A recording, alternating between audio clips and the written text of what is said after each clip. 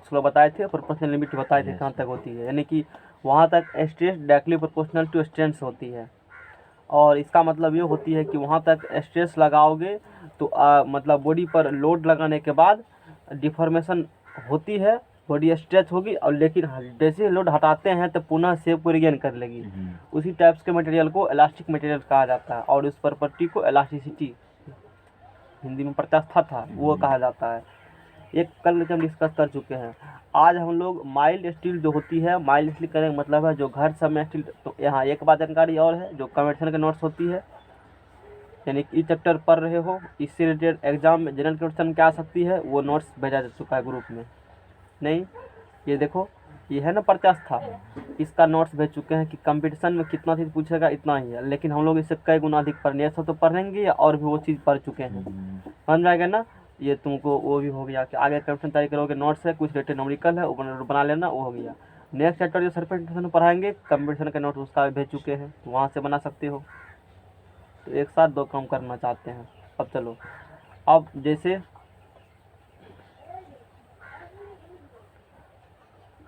हाँ, अब देखो, अब जो हम लोग आते हैं डेली डेली यही काम करता है, तुम्हें पता है, देने से पहले रोटेशन ऑन करना देना चाहिए, है ना। अब देखो जैसे क्या है, यहाँ पर एक स्पेसिमेन है, एक स्पेसिमेन करने का मतलब है, एक यहाँ से हटा के रखो हाथ, ये मेरा जगह है ना, उधर तुम्हारा जगह है, यहाँ तू कह रखते हो।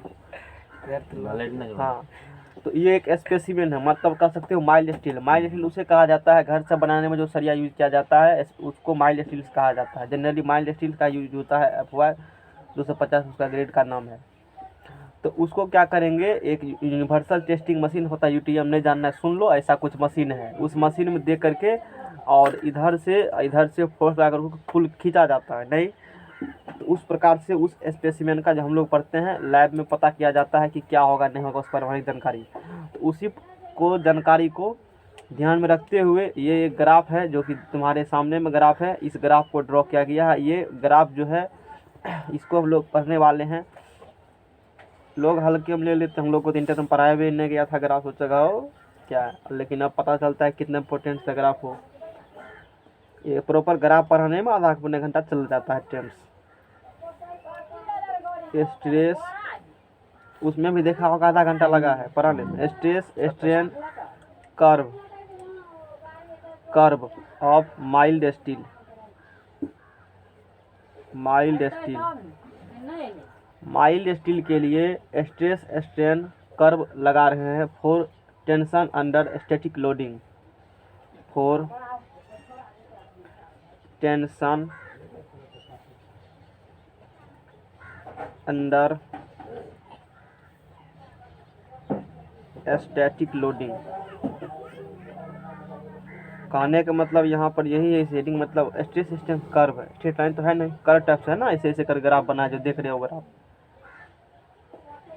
तो वो हम लोग माइल्ड स्टील के लिए बनाते हैं। माइल्ड स्टील्स देखो दो प्रकार होती है, एक होती है लोहा, एक होती है स्टील्स, दोनों में अंतर होती है। लोहा में, आयरन में, Fe में कार्बन के परसेंटेज घटा बढ़ा करके डिफरेंट डिफरेंट टाइप्स का स्टील्स को बनाया जाता है, जो तुम्हारे घर में भी होता है। वो लोहा नहीं है, वो क्या है, वो सरिया है जो लिखा रहता है उस पर, ठीक है ना।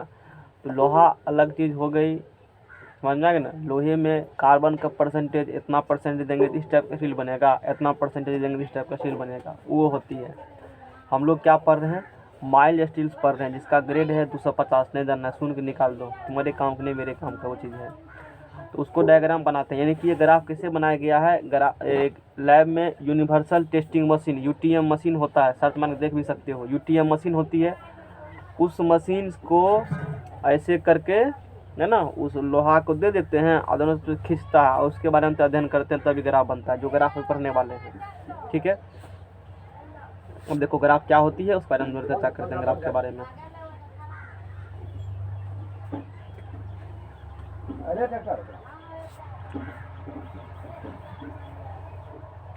पहला इम्पोर्टेंट है, हम लोग स्ट्रेस स्ट्रेन कर्व किसके लिए कर्व ये है, माइल्ड स्टील के लिए कर्व, ध्यान रखना। ये है स्ट्रेस सिग्मा और ये है स्ट्रेन, ये क्या है इप्सिलॉन, ठीक है ना, ये स्ट्रेस हो गया और ये क्या हो गया, स्ट्रेन हो गया। अच्छी बात है। कल वाला जो डायग्राम बनाए थे हो सकता है तो ध्यान अभी नहीं जैसा वो वाला पेज है लास्ट वाला, स्ट्रेस देखो हुक्स लॉ पढ़ाई थी, लाओ तो एक बार वहाँ ग्राफ क्या खींचे थे हम, 90 डिग्री 45 डिग्री 45 डिग्री नहीं बने तो उतना चाहते हैं, वो डायग्राम 45 डिग्री नहीं बनता है, तभी ध्यान नहीं था तो 45 डिग्री, अच्छा 45 डिग्री नहीं होती डायग्राम, यानी समझ में आ गया ना, खींचा गया होगा तभी ध्यान से नहीं देखे होंगे, इसी कारण से वो 45 डिग्री नहीं होती है। इस डायग्राम को सही कर लेना, ऐसा क्यों होती बताते हैं।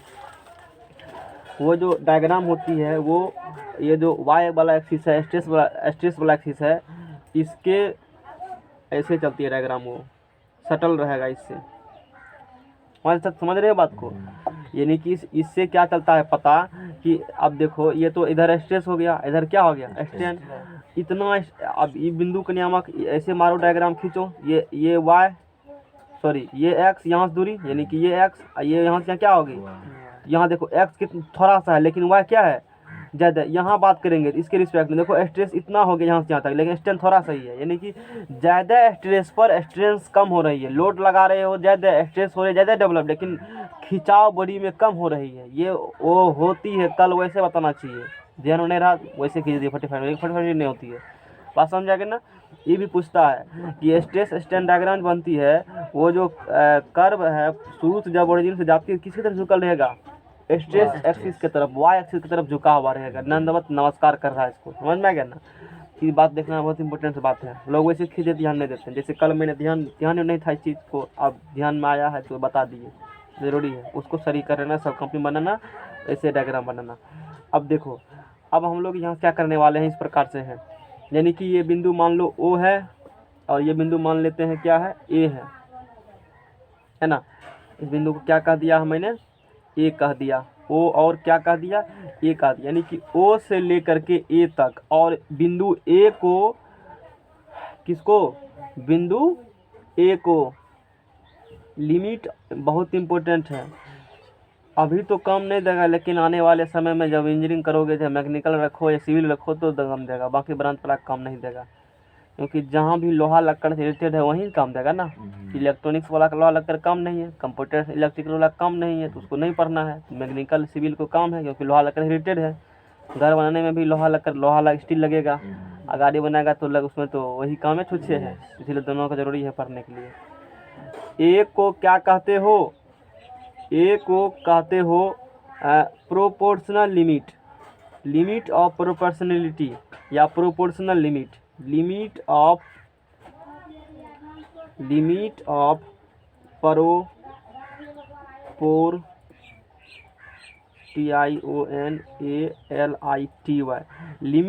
प्रोपोर्शनलिटी, ए बिंदु को क्या कहेंगे, लिमिट ऑफ प्रोपोर्शनलिटी।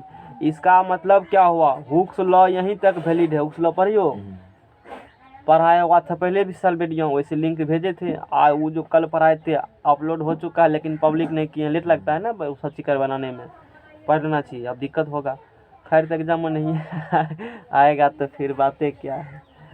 तो Hooke's law limits of proportionality तक ही वैलिड है, पूछेगा हुक्स लॉ कहाँ तक वैलिड है, लिमिट ऑफ प्रोपोर्शनलिटी तक, यानी कि हुक्स लॉ का डायग्राम यहीं तक बनेगी, ओ से लेकर कहाँ तक बनेगी, ये तक। इसका मतलब क्या है कि स्ट्रेस लगाओगे ना, क्या लगाओगे, स्ट्रेस मतलब लोड लगाओगे तो 100% जितना नमरेगा ना और छोड़ देगा तो पुनः रिगेन कर लेगी वो, वही क्या होती है हुक्स लॉ, यानी कि जिस हुक्स लॉ वैलिड मतलब जिस रेट से स्ट्रेस बढ़ा रही है उसी रेट से स्ट्रेन इक्वल नहीं है दोनों, क्योंकि यहाँ डायग्राम जिस रेट से स्ट्रेस बढ़ रही है ना उसी अनुपात में क्या बढ़ रही है, स्ट्रेन बढ़ रही है, ये मतलब होती है डायरेक्टली प्रोपोर्शनल का।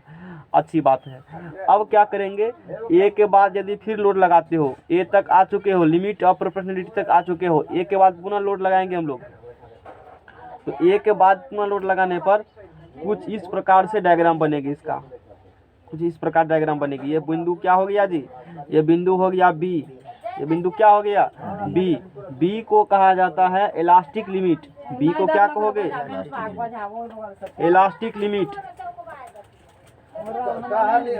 ध्यान देने वाली बात है, हुक्स लॉ कहाँ तक वैलिड है, लिमिट ऑफ प्रोपोर्शनलिटी तक, लेकिन इलास्टिक प्रॉपर्टी जो मटेरियल में है, लोड लगाने के बाद पुनः शेप को रिगेन कर ले, वो बी तक वैलिड से है। इलास्टिक प्रॉपर्टी कहाँ तक लगेगी? बी तक, यानी कि लोड लगाओगे शेप रिगेन कर लेगी कहाँ तक? बी तक। लेकिन हुक्स लॉ कहाँ तक वैलिड है? ए तक वैलिड से है। ये बात रखना ध्यान में। तो इलास्टिक लिमिट्स हो जाएगी, यानी कि अब लिमिट इलास्टिक लिमिट आ चुका है, इसके बाद जैसे लगाएगा लोड्स तो 100% शेप रिगेन नहीं करेगी, कुछ परमानेंट डिफॉर्मेशन हो जाएगी, बॉडी स्ट्रेच हो जाएगा, नमर जाएगा बॉडी लोड लगाने के बाद, समझ जाएगा ना। और ये काम किस पर कर रहे हो? माइल्ड स्टील पर कर रहे हो। और पता होगा स्टील्स और रबर में ज़्यादा इलास्टिक किसकी होसिटी होती है? स्टील्स का होती है, रबर का नहीं होती। ये मत सोचना कि रबर का होती है, नहीं। तो ये बात हो गई। और यदि ऐसा होता तो घर बनाने में रबर का यूज़ लेकिन स्टील्स का करता है। घर बनाने में स्टील्स क्यों यूज़ किया जाता है पता है? वो तो नहीं होगा, ननटेक हो तो चलो जानना भी नहीं है, झूठों क्वेश्चन कर दिए। अब चलो, अब क्या करेंगे हम लोग? बी के बाद यदि पुनः लोड लगाते हैं, बी के बाद क्या करते हो? पुनः लोड लगाते हो। डायग्राम बहुत इंपॉर्टेंट है, कैसे कैसे कर्व ड्रॉ करना है, वो कुछ इस प्रकार से होगी। बी के बाद पुनः लोड लगाते हैं तो वो कुछ इस प्रकार से होती है, नहीं। और ये आ चुके हैं कहाँ पर हम लोग? सी पर आ चुके हैं। वो कहाँ पर आ चुके हैं हम लोग? सी पर। हम लोग सी पर आ चुके हैं। अब देखो सी को फिर क्या कहते हो? सी को कहते हो लोअर यील्ड पॉइंट, और सी डैश को, सी को बोलेंगे हम लोग अपर यील्ड। नहीं, नहीं होगा ऐसा, अपर यील्ड पॉइंट। सी डैश को एक सेकेंड, हाँ हाँ सही है, वहाँ पर सी डैश दिखाया है ऊपर में, अच्छी बात है। सी डैश का अपर यील्ड पॉइंट, ठीक है। हम तो लिखवे यहाँ क्या होंगे? y1 अपर यील्ड पॉइंट, यानी कि यहाँ पर जो सी हो गया, सी को बोलेंगे हम लोग, क्या बोलेंगे? अपर यील्ड पॉइंट। अपर यील्ड पॉइंट, हाँ यील्ड पॉइंट। एक बार फिर से समझेंगे, सी को बोला जाता है अपर यील्ड पॉइंट, है ना। और इसके बाद वो जो कर्व होगी कुछ इस प्रकार से कर्व जाती है, इस प्रकार से, और इसको कहा जाता है सी डैश। और सी डैश को बोलते हैं हम लोग lower yield point. Lower yield point, समझ में आ गया ना। ये हो गया लोअर यील्ड पॉइंट। अब देखो सी डैश के बाद क्या होगी, है ना। सी डैश के बाद यहाँ पूरा उसका प्रोसेस लिखे हैं कि क्या होती है। अपर यील्ड पॉइंट्स, यानी कि beyond the point E plastic deformation starts, है ना। पॉइंट ई यहाँ जो है बी के बाद प्लास्टिक डिफॉर्मेशन स्टार्ट हो जाएगा। मतलब कि बी तक लोड लगाओगे, बिंदु बी तक जब तक नहीं पहुँचते हैं, बी तक मामला बी तक है, तो उसके अंदर लोड लगाओगे तो बॉडी फिर से रिगेन कर लेगी। लेकिन बी के बाद जैसे लोड लगाएंगे उस बॉडी पर तो क्या होगा? प्लास्टिक डिफॉर्मेशन स्टार्ट होगा। प्लास्टिक डिफॉर्मेशन मतलब परमानेंट कुछ नमर जाएगा बॉडी। जैसे स्प्रिंग को बहुत 5 बार 6 बार किया, अब फिर ज़्यादा कर लेते हो, फिर छोड़ देते हो, देखते ना वो कुछ नमर जाता है स्प्रिंग। वही स्टेप से समझ सकते हो वो क्या हो गया? प्लास्टिक डिफॉर्मेशन हो गया। अपर यील्ड पॉइंट के बारे में समझो। अपर यील्ड पॉइंट जो सी यहाँ पर है, this is the point at which the loads starts reducing. इसके बाद हम लोग पॉइंट सी के अपर यील्ड, बी के बाद जब सी पर आएंगे, this is the point at which the load start reducing. इसके बाद धीरे धीरे हम लोग लोड क्या करते हो? कम करते जाते हो। बी से बढ़ाए सी तक तो कुछ परमानेंटली क्या हो गया? डिफॉर्मेशन हो गया। लेकिन सी के बाद जैसे ही आगे जाते हैं, this is the point at which the loads start reducing. इसके बाद देखो लोड धीरे धीरे क्या हो रही है? कम हो रही है, क्योंकि देखो स्ट्रेस ऊपर जाएगा तो स्ट्रेस बढ़ेगा। अब डायग्राम हमारा नीचे तो स्ट्रेस कम ही करेगा ना। देखो पहले यहाँ इतना था स्ट्रेस, अब यहाँ आएगा इतना, स्ट्रेस कम रहा है, मतलब लोड कम होगा तब स्ट्रेस कम रहा है, नहीं। तो वही कहा है, this is the point at which the loads start reducing. जिसके बाद लोड्स क्या होती है? कम होती है। एंड एक्सटेंशन इंक्रीजेज, लेकिन एक्सटेंशन बढ़ जाएगा। सी बिंदु के बाद लोड तो कमा दिए हो, कम ही लोड पर नमर रहा है ज़्यादा बॉडी। ये है किसके बारे में बता रहा है? सी के बाद बता रही है। क्यों? अब देखो यहाँ बिंदु पर, अब मारो यहाँ से लाइन ऐसे, ये हो गया स्ट्रेन, ये हो गया स्ट्रेस। यहाँ देखो है, देखो स्ट्रेस कम चुका है, लेकिन स्ट्रेन क्या हुआ है? बढ़ चुका है। यहाँ बात करेंगे स्ट्रेस कम, स्ट्रेस क्या हो रही है? बढ़, यानी कि कम लोड पर स्ट्रेस क्या मिल रहा है तुमको? ज़्यादा मिल रहा है, ज़्यादा नंबर रहा है बॉडी। अच्छी बात है। This is called yielding of material. तो बोलेंगे मटेरियल क्या हो रहा है? यील्ड हो रहा है। मटेरियल्स क्या हो रही है, इल हो रही है। इसको समझने के लिए कभी बचपन में स्पॉक तोड़ा होगा, कैसे कैसे स्पॉक टूटता है उससे भी समझ सकते हो इस चीज़ को, समझना क्या ना। तो बोलेंगे मटेरियल क्या हो रहा है, इसको नाम दे देते हैं इल्डिंग ऑफ मटेरियल, इल्ड हो रही है, नमर रही है मटेरियल, समझना क्या ना। At this stage, the strain is about 0.12% and stress is about 250 Newton पर एम स्क्वायर। ये नहीं जानना है, ये बात आगे बताएंगे। ये तो ये समझ में आ गया होगा कि सी का मतलब जो अपर यील्ड पॉइंट्स है उसका मतलब क्या होती है। अब आते हैं लोअर यील्ड पॉइंट पर, ये सब नहीं लिखना है तुम लोग को सिर्फ डायग्राम ही जानना है, काफ़ी है। लिखना होगा लिख लेना, उसमें क्या हमको जाएगा, फोटो खींच जाएगा एक तो। लोअर यील्ड अपर यील्ड पॉइंट समझ में आ गया ना। अच्छी, यानी कि अपर यील्ड पॉइंट के बाद लोड कम करते हैं लेकिन स्ट्रेन इंक्रीज कर जाएगी, समझ में बात को। अच्छी बात है। लोअर यील्ड पॉइंट्स यानी कि सी डैश, ऊपर है तो अपर, नीचा है तो लोअर, समझ में आ गया। सी से सी डैश बोलेंगे ये यील्डिंग रीजन मेरा है, अच्छी बात है। At this stage the stress remain same but strain increases for same time. अब देखो lower yield point C dash के बाद क्या करते हो, एट दिस स्टेज सी के बाद सी डैश तक आए, स्ट्रेस कमा लेकिन स्ट्रेन क्या हुआ, बढ़ा। ऐसा कहाँ तक हुआ, सी डैश तक, लेकिन सी डैश के बाद वो चेंज हो चुका है। अब सी डैश के बाद क्या होगी, eight this stage the stress remain same. देखो यहाँ से लेकर यहाँ तक, यहाँ बिंदु बात करेगा तो स्ट्रेस इतना, स्ट्रेन बढ़ रहा है, यहाँ बात करेगा स्ट्रेस इतना, स्ट्रेन बढ़ रहा है, लेकिन स्ट्रेस कांस्टेंट है। यहाँ पर स्ट्रेस क्या है, सी डैश के बाद, सी डैश का स्ट्रेस क्या है, लेकिन स्ट्रेन बढ़ रही है। मतलब लोड नहीं बढ़ा रहे हो, लोड को क्या कर दिया कांस्टेंट, लेकिन फिर भी क्या हो रही है, स्ट्रेन बढ़ रही है, ज़्यादा बढ़ रही है, समझा करना। At this stage the stress remain same, stress same है but strain increases for same time, लेकिन उसी टाइम स्ट्रेन बढ़ रहा है, समझ में आ गया ना। ये बात हो गई। अब इसके बाद तो इस और ये कहाँ तक होगी, ऐसा डी तक होगी, क्या कहाँ तक होगी, डी तक होगी। इसीलिए हम लोग अब पूछेगा कि ऐसा कौन रीजन है जहाँ पर स्ट्रेस कांस्टेंट है लेकिन स्ट्रेन फिर भी बढ़ रही है, यानी कि सेम लोड में लोड उतना ही है लेकिन स्ट्रेन क्या हो रही है, बढ़ रही है। होना चाहिए कि लोड बढ़ेगा तो स्ट्रेन बढ़ेगा, नहीं नहीं नहीं, लोड उतना ही है, 10 है तो 10 है, लेकिन स्ट्रेन बढ़ रही है। तो इस रीजन को क्या कहा जाता है, इस रीजन को कहा जाता है यील्ड प्लेट्यू। इस रीजन को नाम देते हो यील्ड प्लेट्यू, यील्ड प्लेट्यू, इस रीजन को कहा जाता है यील्ड प्लेट्यू। और ये डी तक ऐसा होगा। फिर डी के बाद प्रोग्राम चेंज हो जाएगा, है ना। अच्छा बता दिए। तो अब देखो, हाँ डी को बोलेंगे स्ट्रेन हार्डनिंग स्टार्ट्स। डी बिंदु हो गया, यहाँ डी बिंदु नहीं कहा, अच्छा ठीक है।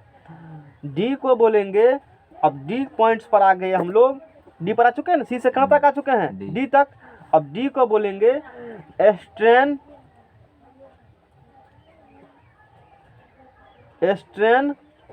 Hardening starts.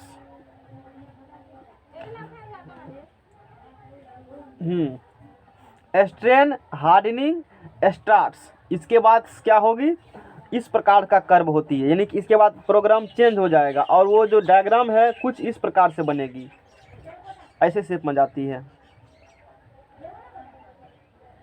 इस प्रकार से शेप में यहाँ तक आएंगे। अब कहाँ पहुँच चुके हैं हम लोग, ई पर पहुँच चुके हैं। ये बिंदु कहाँ पहुँच चुके हैं, ई पर। अब डी से ई में क्या हुआ है, डी सी से डी, सी डैश से डी तक आ चुके हैं। अब डी से ई में क्या हुआ है ना।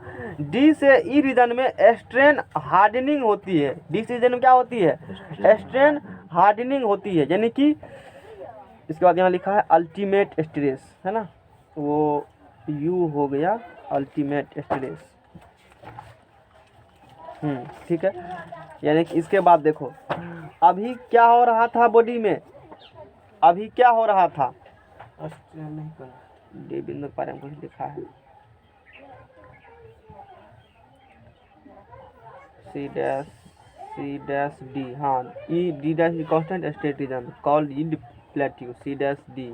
अच्छा उसके बाद डी ई है ना, डी ई, हाँ कंटेंट है मेरे पास डी ई का। देखो डी ई में क्या है, D E is strain hardening region material starts offering resistance against deformation.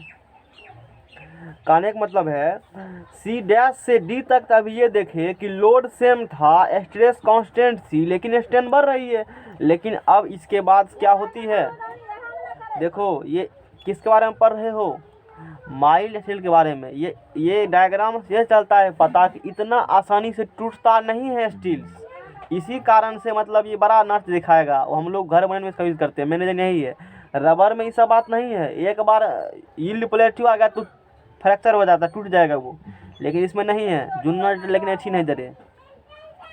कभी रड तोड़ा होगा, अथी सब स्पॉक सब देखता है गर्म हो जाता है, पहले धीरे धीरे वहाँ का मटेरियल धीरे धीरे हटेगा, मतलब काला है तो उधर होता है, देखो उधर होगा। उधर होने के बाद धीरे धीरे लगेगा कि बिंदा बिंदा हो रहा है, और तब जाकर कहीं बचेगा ना, तभी नहीं टूटेगा, खून मारना पड़ेगा तुमको, तब ब्रेक होता है। तो उसी प्रकार से डायग्राम लैब में मतलब ऐसा एक्सपेरिमेंट कर करके तब डायग्राम खींचा गया कि इस प्रकार से प्रोग्राम हो रही है। तो अब देखो DE को कहा गया है, यानी कि डी को कहा दिया स्ट्रेन हार्डनिंग रीजन, है ना, यानी कि DE strain hardening region. Material starts offering resistance against deformation, मतलब अभी डी तक तो आसानी से मटेरियल डिफॉर्म हो रही थी, लेकिन नहीं, अब कहता है स्ट्रेस बढ़ाओगे ना तभी हम डिफॉर्म होंगे। समझ में आ गया ना, कहाँ से कहाँ तक, डी से लेकर के ई तक। ये नहीं है कि डी से ई तक में लोड उतने रखेंगे लेकिन मटेरियल न मर जाएगा, नहीं, अब वो समय खत्म हो चुका है, अब वो समय खत्म हो चुका है। इसलिए डी को कहा गया स्ट्रेन हार्डनिंग रीजन, यानी कि material starts offering resistance against deformation, material deformation के अगेंस्ट विरोध करती है, मटेरियल डिफॉर्मेशन न मरना नहीं चाहती है, ये बात हो गई। डी के बाद क्या आती है, डी के बाद देखो, डी के बाद आएगी यहाँ पर ई बिंदु, और ई बिंदु को कहा जाता है अल्टीमेट पॉइंट और मैक्सिमम स्ट्रेस पॉइंट। अब इसके बाद मटेरियल स्ट्रेस नहीं झेल पाएगा, ई तक तो स्ट्रेस है, ठीक है, मतलब ई तक लोड लगाया, अब लोड नहीं लगा मटेरियल में, अब मटेरियल लोड नहीं लगाना है। तो ई बिंदु को क्या बोलते हैं हम लोग, ई बिंदु कहते हैं अल्टीमेट मतलब मैक्सिमम, अल्टीमेट पॉइंट, इसको क्या बोलेंगे, अल्टीमेट पॉइंट या maximum stress point, maximum stress point. यानी कि अब ये सब डायग्राम में देखो सबसे ऊपर ये बिंदु है ना, इसीलिए इसको क्या बोलेंगे हम लोग, maximum stress point, maximum stress. और डायग्राम काफ़ी इंपॉर्टेंट है, कैसे कैसे बनता है, ना कैसे लिया खींच दिया किसी उसको नहीं होता है, नहीं, हम भी कई बार बनाते तो नहीं बनता था, पहले खींचा देता था, अब लेकिन बना देते हैं। तो ई हो गया अल्टीमेट पॉइंट और मैक्सिमम, यानी कि ई हो गया मैक्सिमम स्ट्रेस, जिस मटेरियल पर तुम ये टेस्ट कर रहे हो, ये सब अप्लाई कर रहे हो लोड, ई के बाद मत करो लोड अप्लाई, कहेगा ई के बाद करेंगे तो बोलेंगे अब नेकिंग रीजन, अब बॉडी तुम्हारा टूट जाएगा, नेकिंग रीजन हो गया। इसके बाद जो होती है, ये मान लो F बिंदु है और ये हो गया नेकिंग रीजन, है ना, D से लेकर के, चलो वो बाद में लिखेंगे। तो F को हम लोग यहाँ पर जो है F को कह देंगे फ्रैक्चर पॉइंट, अब बॉडी फ्रैक्चर हो गया, अब हट टूट गया, नेकिंग रीजन हो गया।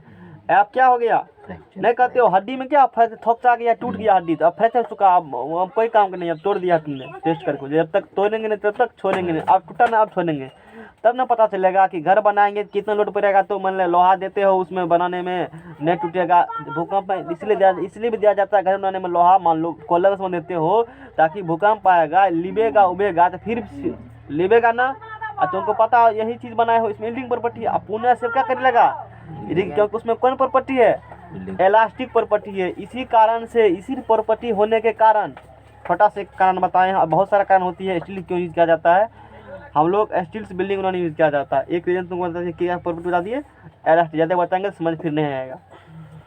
F हो गया फ्रैक्चर पॉइंट, F क्या हो गया, फ्रैक्चर पॉइंट हो गया। ये फ्रैक्चर यानी कि अब फ्रैक्चर टूट ब्रेक कर चुका है। ये जानकारी मैंने दे दिया किसके बारे में, इस डायग्राम के बारे में ये बात हो गया। अब देखो अभी बात ख़त्म नहीं हुई है, अभी तो पार्टी शुरू हुई है। कुछ सोच रहे हो? हैं? बोलो रामदास, कुछ सोचा था? अब देखो, ओ से ले करके बी तक, ओ से ले करके बी तक कहाँ लिखे, यहाँ लिख देते हैं। ओ से ले करके बी तक जो रीजन है, यहाँ से ले करके कहाँ तक, यहाँ तक, इसको बोलेंगे ये बी क्या है, इलास्टिक लिमिट्स है बी। और ओ से बी तक को कुछ बोलेंगे तो बोलेंगे ELASTIC, ये क्या हो गया, इलास्टिक रीजन हो गया। अब पूछेगा बी से लेकर के सी तक, तो बी से सी तक यहाँ पर स्पेशल उस बिंदु का नाम है, वो बिंदु क्या बोलेंगे, आप उस रीजन को क्या बोलेंगे, उस सफ़र को क्या बोलेंगे, बी से सी तक सफ़र को क्या नाम देगा, उसको इलास्टोप्लास्टिक रीजन कहा जाता है। बी से लेकर के सी तक ELAS, इलास्टोप्लास्टिक रीजन। ऐसा इसलिए दोनों वर्ड, इलास्टिक भी वर्ड यूज किया गया, प्लास्टिक भी यूज किया गया, इसीलिए कि बॉडी पर जैसे लोड बढ़ाते हैं हम लोग, लोड बढ़ाएंगे तो 100% डिफरेंट, मतलब सेफ रेगन नहीं करती है, अधिक कर लेती है, लेकिन कुछ छूट जाती है, प्लास्टिक डिफॉर्मेशन हो गया। रेगन कर लेते इलास्टो हो गया, इसीलिए इलास्टोप्लास्टिक रीजन इसको कहा गया है, क्योंकि दोनों प्रॉपर्टी मटेरियल में है। प्लास्टिक का मतलब वो प्लास्टिक मतलब तुम सोचते हो, यहाँ प्लास्टिक मतलब ये होती है कि फोर्स लगाने पर, लोड लगाने पर थोड़ा नंबर गया, उसको प्लास्टिक कहा जाता है, इसीलिए वो वर्ड यूज किया गया है। अब CD को देखो, है ना, CD उससे पहले देखेंगे हम लोग। अच्छा, CD perfectly plastic region, CD, और यहाँ पर C-D, ये तो परफेक्टली प्लास्टिक रीजन हो गया, परफेक्टली प्लास्टिक रीजन, मतलब समझ रहे हो ना, पूरा नंबर रहा है, कुछ भी मतलब से पूरे तिगन वाला गोपे नहीं है, क्रिगन कर लिया, समझ में आ गया ना। और इसी को C-D को ही इलप्लेटिव भी कहा जाता है। उसके बाद हो गया DE, हाँ, उसके बाद हो गया DE, ठीक है ना। DE को कहा जाता है strain hardening, strain hardening, strain hardening. और उसके बाद हो गया EF, नेकिंग रीजन, यानी कि इसका मटेरियल धीरे धीरे टूटना हो जाएगा। नेकिंग रीजन मतलब क्या होती है, नेकिंग रीजन मतलब बताते हैं। नेकिंग रीजन मतलब ये होती है, जैसे देखो यहाँ पर एक डायग्राम है मेरे पास, ये नेकिंग रीजन है, यानी कि अब जो होंगी ना F बिंदु पर, देखो F बिंदु पर है, देखो E बिंदु का डायग्राम ही बनाया गया है ना, E के बाद नेकिंग रीजन होगी, नेकिंग रीजन मतलब बहुत पतला मटेरियल हो गया है। अब थोड़ा सा भी E के बाद लगाएगा ना फोर्स जैसे जैसे, और धीरे धीरे वो क्या हो जाएगा, टूटना स्टार्ट, टूट करके दोनों अलग हो गया, खत्म हो चुका है। ये क्या कहते हो, नेकिंग रीजन मतलब वही हुआ, धीरे धीरे टूट जाएगा, ठीक है ना।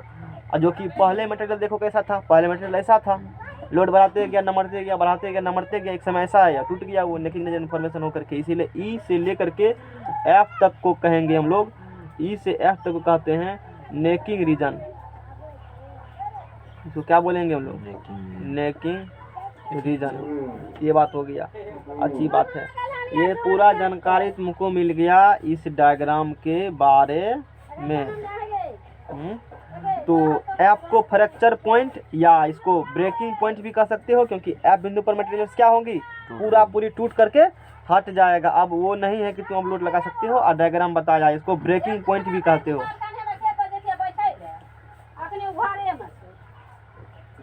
फ्रैक्चर पॉइंट और ब्रेकिंग पॉइंट, डायग्राम को ज़्यादा गंदा नहीं किया ताकि तुमको दिक्कत भी नहीं हो, सारा अलग में लिख जाए। ये जो फिगर दिखाए हैं एक ठो, उसमें सारा बात डायग्राम में ही एडिस किया हुआ है उसमें।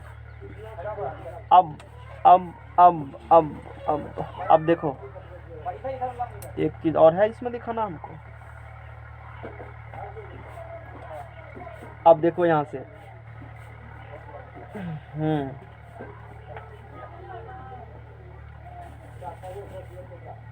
सिग्मा U,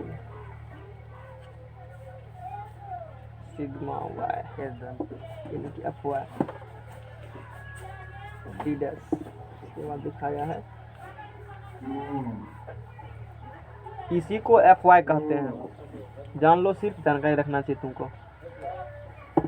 ये होती है FY, इस C' के जो सी डैश पर जितना स्ट्रेस है ना, उस स्ट्रेस को कहा जाता है Fy, और उसी को यील्ड स्ट्रेस कहा जाता है। सी डैश को देखो लिखे ना यील्ड स्ट्रेस, सी डैश कहाँ गया, लिखे ना लोअर यील्ड पॉइंट, और यही हो गया Fy हो गया yield stress Fy, yield stress Fy, ये इसलिए बता रहे हैं। और Fy का जान लो, Fy का जो वैल्यू होता है फॉर लोहा का ग्रेड होती है Fe 250 के लिए, यदि लोहा का ग्रेड है, जैसे सीमेंट ग्रेड होती है ना, उसके लिए 250 न्यूटन पर mm²। थोड़ा जानकारी देंगे इसके बारे में, लेकिन तुमको नहीं जानना है।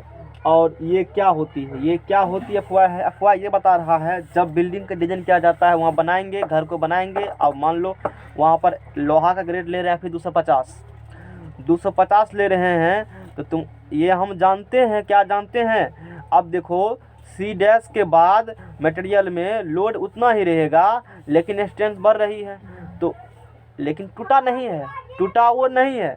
हम लोग डिजाइन करने वक्त ये मान के चलते हैं कि Fy तक ही रखेंगे, Fy तक ही उस पर स्ट्रेस लगा, लोड लगाएंगे, Fy के बाद नहीं लगाएंगे, क्योंकि आप अब क्या Fy के बाद लगाइए, लगाएगा लोड ना, वो तो कांस्टेंट रखेगा लोड, तो भी न मर जाएगा, तो ना घर ही गिर जाएगा ना, न गिर जाएगा लंबा होकर के। वैसे भी जितना है, थोड़ा सा भी 1 इंच इधर उधर होगा तो क्रैक उरैक आ जाएगा। Fy तक ही रखा जाता है डिजाइन करने के लिए, ताकि बिल्डिंग गिरे नहीं और स्ट्रक्चर तुम्हारा बच जाए। समझ में आ गया ना, ये Fy है, और तुम्हारे लिए कोई काम का नहीं है Fy वो। तो इस डायग्राम को कंप्लीट किया शिद्दत से और आसानी से। माइल्ड ये स्ट्रेस स्ट्रेन कर्व हो गया किसके लिए, माइल्ड स्टील के लिए पूरा जानकारी मिल गया। अब नेक्स्ट टॉपिक्स पढ़ेंगे।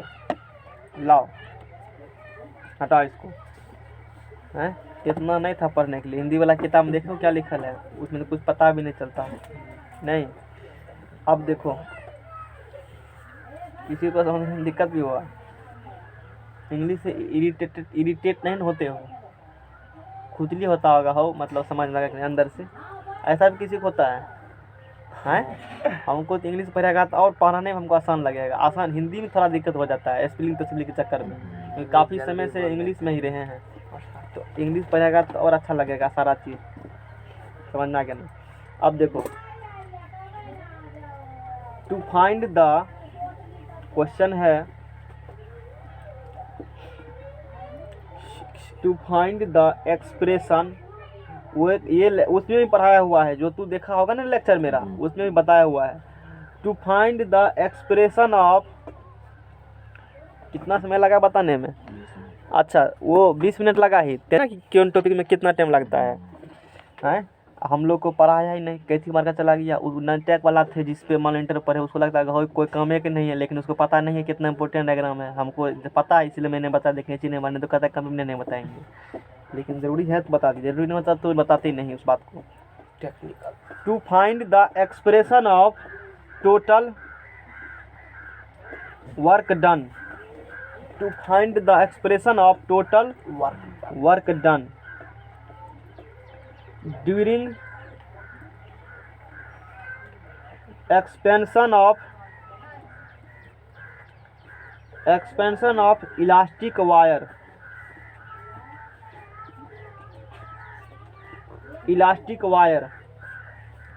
to find the expression of total work done, कितना काम किए हो, कितना काम किए हो, क्या मतलब कहाँ पर कितना काम।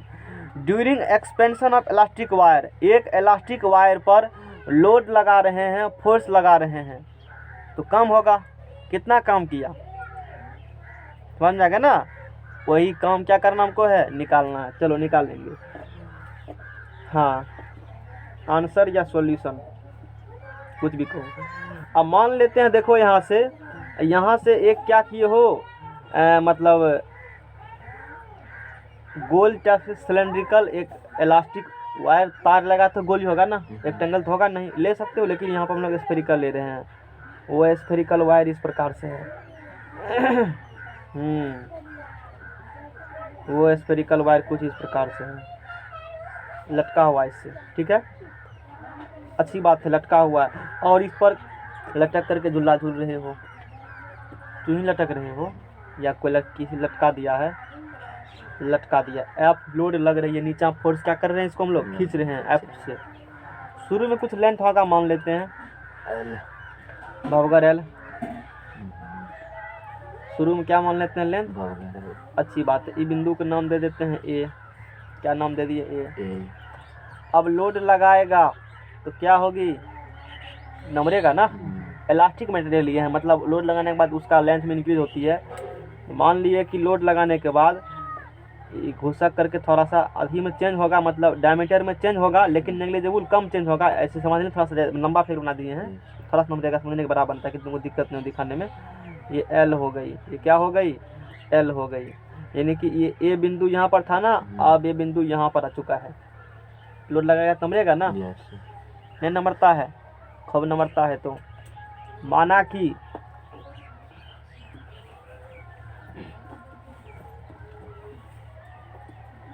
इलास्टिक वायर की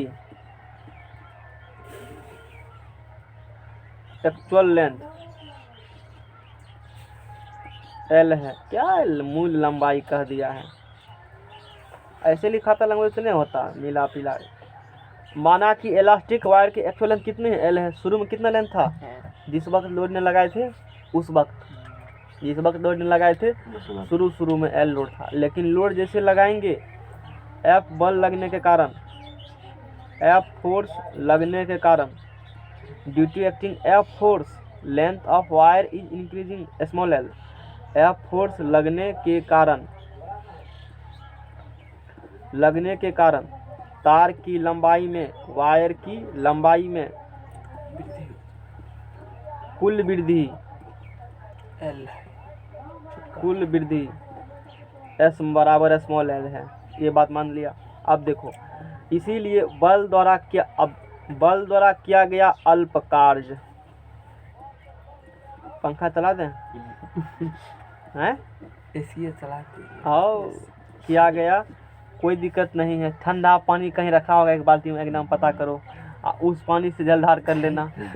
एसी हो गया, एसी का भी काका हो गया ना, नहीं हो गया एसी का, गरम वाला एसी लगाएंगे, गरम वाला लगाओगे, गरम पानी ढाल जाओ सूर्य भगवान से मिल करना।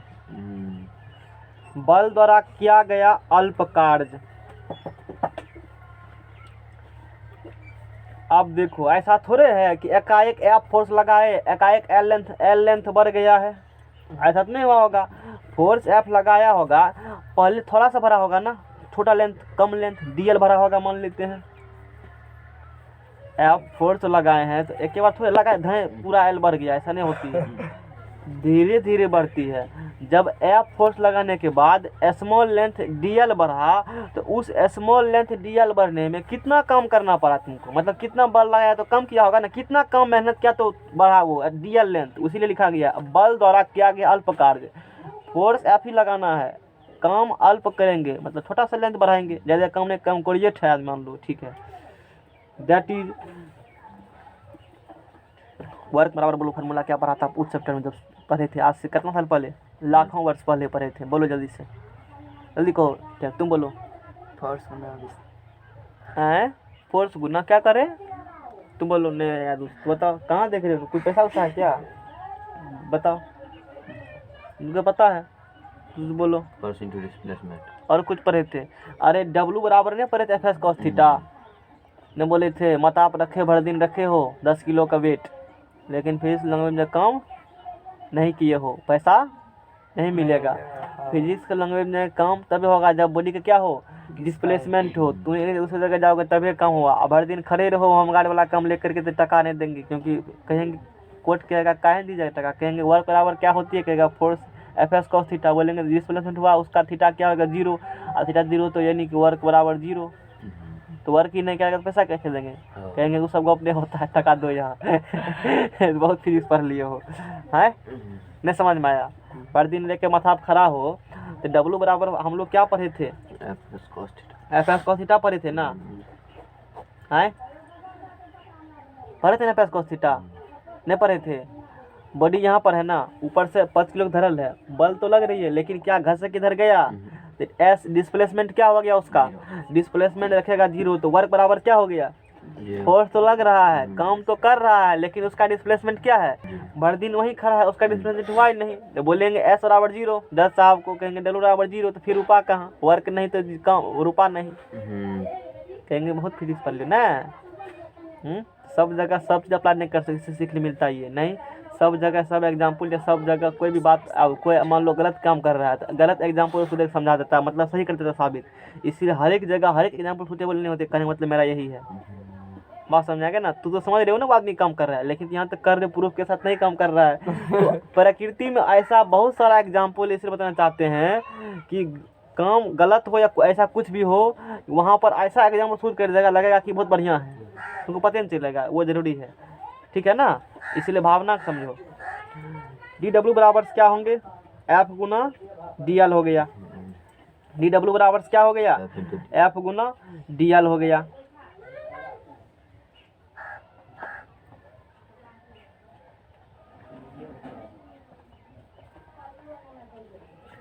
आज से कितना साल पहले? 100 साल पहले, कल ही पढ़े थे इसीलिए। वाई बराबर, बोलो तभी किसका सेंटर है? बाबा रंग पावर है तो दाल का ना, चावल का। हाँ। अनुभव याद तुम लोग पूछते नहीं हो, क्या पूछेगा तभी जानकारी मिलेगा। कौन चावल का? चावल। हाँ, कोई तो नहीं कर सकते तो चावल ही होगा ना। कोनो तो खाने वाला ही चावल होगा। ये भी पता है तुमको क्या कौन चावल है? नहीं हो सकता है अनुभव हो। ये तो नहीं हमको पता है कौन चावल, ये जानते हैं डेली खाते हैं लेकिन पता नहीं है। चलो उसमें ही चावल होगा ना कोनो क्वालिटी का। यंग्स मॉडुलस ऑफ इलास्टिसिटी,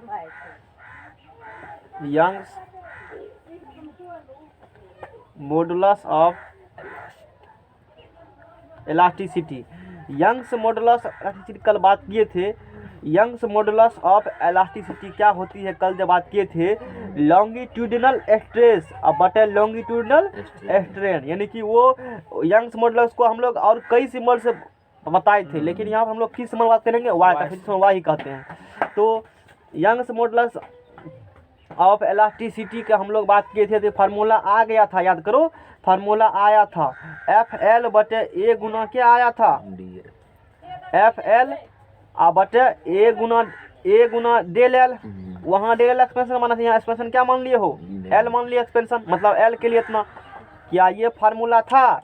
यानी कि वाई बराबर ये फार्मूला था ना कल, तो जान लो ऐसा होती है। वैसे तो ये चीज़ मान लो कल अपलोड नहीं किया तो आज से 100 साल 1000 साल पहले लेक्चर पढ़ाया हुआ था ना यूट्यूब पर, लिंक हम भेजे उसके लिए, बोले तो पढ़ करना, वहाँ से भी पढ़ सकता था। वैसे आज अपलोड हो जाएगा, देख लेना एक बार, वो काफ़ी इंपॉर्टेंट है, लेकिन जनरल कंपटीशन एग्जाम में नहीं आएगी।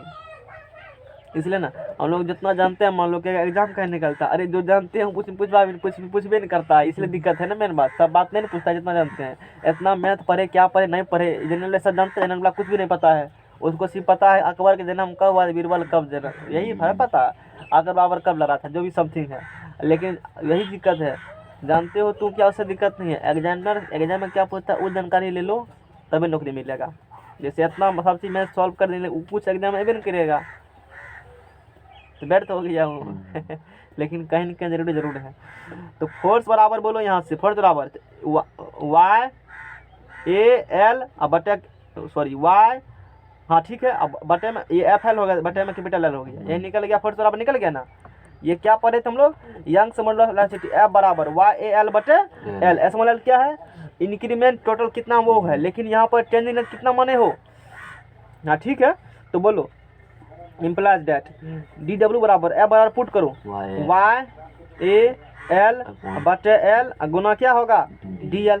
समझ में आ गया ना? अच्छा ओके, डी डब्ल्यू बराबर एल को एक साथ कर दो, वाई ए एल गुना डी एल है ना। अच्छी बात है। अच्छा छोटा डब्लू, डी डब्लू का मतलब थोड़ा सा कम किए हो, थोड़ा सा कम किए हो, कितना लेंथ बढ़ाने में? डी एल लेंथ बढ़ाने में। अब कहेंगे टोटल एल लेंथ बढ़ाना हमको है, कितना लेंथ बढ़ाना है? बोलेंगे डी एल से कम नहीं चलेगा, कितना लेंथ बढ़ाना उसका है? एल। कितना कम करना पड़ेगा? बोलेंगे 0 से एल तक इंटीग्रेशन कर देंगे, इसी चीज़ को निकल जाएगी टोटल। समझ में आ गया ना? इसीलिए टोटल वर्क डन,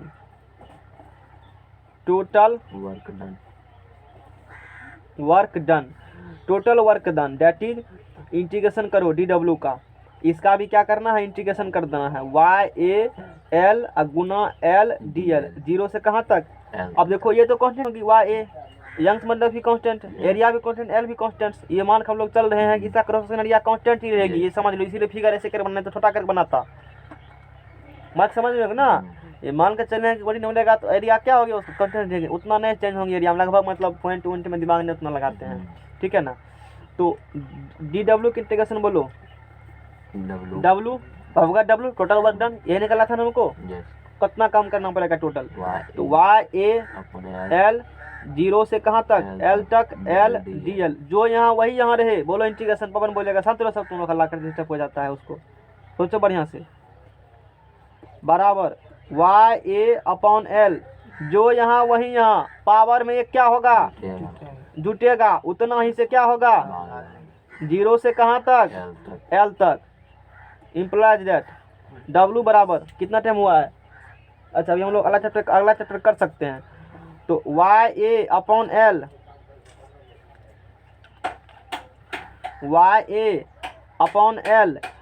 E1/2 क्या होंगे, बाहर, यहाँ एक स्टेप लिख देते हैं, इसी को आगे बढ़ा करके YA/L 1/2 क्या हो गया, बाहर, L² 0 से कहाँ तक, L तक, ऐसा होगा ना।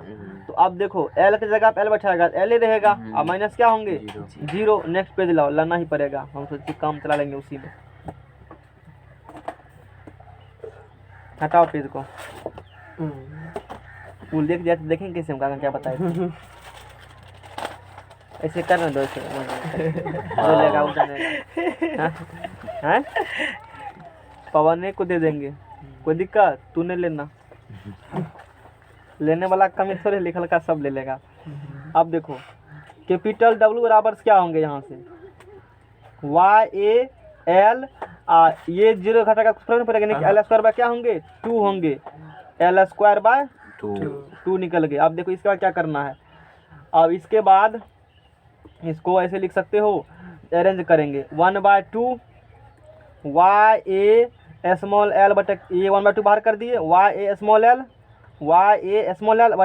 गुना L, अरे 2 L था ना, एगो L यहाँ एगो L लिख दिया, और 1/2 किधर ला दिया, ताकि सूत्र पर एक बैठाएंगे, यहाँ से देखो वर्क डन बराबर, अभी देखो YA/L कैपिटल L, Y क्या पढ़े हो, फोर्थ पढ़े हो ना, तो 1/2 F गुना क्या हो गया, L हो गया, और चूंकि F बराबर पढ़े हैं YA/L बटे कैपिटल L, यही पढ़े हैं, यानी कि वर्क डन बराबर क्या होगी, इसीलिए वर्क डन ये निकल गया, वर्क डन यही 1/2 और फोर्स कितना, अब निकालना होगा ना वर्क डन, अरे तू पढ़े हो ना वर्क डन बराबर FS cos थीटा, लेकिन यहाँ FS नहीं 1/2 FL होंगे, क्या होंगे 1/2 FL होंगे, कितना फोर्स लगाए हो और टोटल कितना लेंथ हुआ है, दूसरा भाग दे दो, गुना करके दोनों को, टोटल कितना काम किया हो जूल में निकल जाएगा।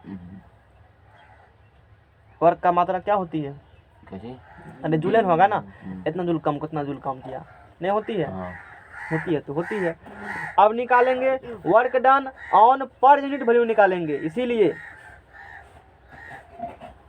Work done on per unit volume, work done on per unit volume निकालेंगे, क्या निकालेंगे हम लोग, work done per unit volume, यानी कि यूनिट वॉल्यूम के लिए मतलब इकाई, उतना के लिए कितना काम करना पड़ेगा, उसको फोर्स लगाने के बाद डिस्प्लेसमेंट का मतलब नंबर आने के लिए, तो एरिया से भाग दे देंगे, 1/2 FL और बटे क्या हो जाएंगे, एरिया क्रॉस, मतलब एरिया से नहीं वॉल्यूम से भाग देना पड़ेगा ना। जैसे मान लो यही मोबाइल है, सपोज दैट, इसको कहेंगे कि 1 सेंटीमीटर एक वॉल्यूम में बांटो, कितना सेंटीमीटर में, कुछ नहीं करना है, 1 सेंटीमीटर, एक लंबा, एक चौड़ा, एक ऊंचा, 1 सेंटीमीटर एरिया बांट दिया, ऐसे कर काट लेंगे सबको बगल से, लाओ काट के दिखाते हैं, काट दे, सहमति है सबका, जो कहेगा उसी को मान लेंगे, सबके पास है ना। अब बात समझ गया ना, 1 यूनिट्स का मतलब होती है जो उसका ऐसा मात्रक होती है ना, उसमें जो मात्रक होगा मीटर पर सेंटीमीटर पर, उसका एक ले लेंगे, यूनिट हो गया, नहीं हो गया। और टोटल कितना है इसका, ऐसे याद करो, कभी बताए थे, बेलन का आयतन कितना होता है, कैसे पायरस स्क्वायर हुआ, पढ़ा होगा लेकिन बताए होंगे, कैसे पाई स्क्वायर एच हुआ, किसी को पता है? हैं? जैसे मान लो सिलेंडर है, इस प्रकार से समझो, यही पता नहीं, इसीलिए तो हो सकता है लोग को यहाँ दिक्कत फंसता है करके। सिलेंडर है, नहीं है, अच्छी बात है। तो ये सर्किल है, ई सर्किल है, तो इस सर्किल का क्षेत्रफल कितना होता है? Pi square. इसका क्या निकालना है? आयतन निकालना है। ऐसा सर्किल, इसमें क्या होगा? बहुत सारा। हाइट कितना होगा टोटल? क्षेत्रफल इसका कितना? Pi square. हाइट कितना? गुना कर दो, पाई स्क्वायर क्या हो गया? बेलन का आयतन कितना होता है? Pi square. समझ में आ गया? जाकर देखना है, सब सूत्र किससे निकल, 10वां वाला में पढ़ाए हैं सब डिटेल में, देख लेना, जो लेक्चर डाला हुआ है एरिया एंड वॉल्यूम का। तो अच्छा, यानी कि पाई स्क्वायर टोटल निकल गया। इसका क्या निकल गया? कहेंगे यूनिट का निकालो, हाइट से क्या करेंगे? भाग दे देंगे। ये यानी कि जितना इसका टोटल वॉल्यूम है, यूनिट वॉल्यूम निकालना होगा, तो जितना है उससे टोटल वॉल्यूम क्या कर देंगे? डिवाइड कर देंगे। इसका यूनिट वॉल्यूम क्या होंगे? निकल जाएंगे। उसी प्रकार से work done on per unit volume निकालना है, तो वो टोटल वर्क डन में जितना काम टोटल किया उसमें उसके वॉल्यूम क्या करेंगे? यूनिट का निकल जाएगा। किसका निकल जाएगा? यूनिट का निकल। 10 टका में कितना आम मिलता है? 20 आम। 10 टका में कितना आम मिला? एक आम का दाम बताओ। 20/10 निकल गया ना। वही बात, टोटल वर्क डन कितना किए हो उतना। एक का बताएंगे, टोटल वॉल्यूम भाग दे देंगे, जितना बात है। समझ में आ गया? यही से यूनिट इकाई मेथड जिसे कर सकते हो। तो बोलो यहाँ से, तो यहाँ से क्या होगा? 1/2 गुना F/A गुना स्मॉल l बटे कैपिटल L। अब पढ़े हो 1/2 फोर्स बटे एरिया क्या होंगे? Stress. Change in original length बोलो स्ट्रेन। यही निकल गया work done per unit volume. समझ में आ गया ना?